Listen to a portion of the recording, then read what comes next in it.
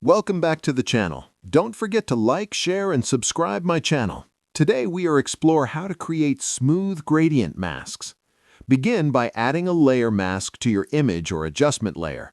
Then activate Mask Overlay mode to clearly see mask coverage. Use the Gradient tool to create smooth transitions between visible and hidden areas, adjusting gradient direction and softness for natural blending. Refine the gradient using low opacity brush strokes to remove harsh lines.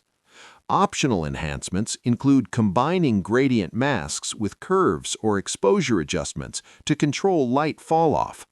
Smooth gradient masks are essential for realistic lighting, depth control, and professional composites.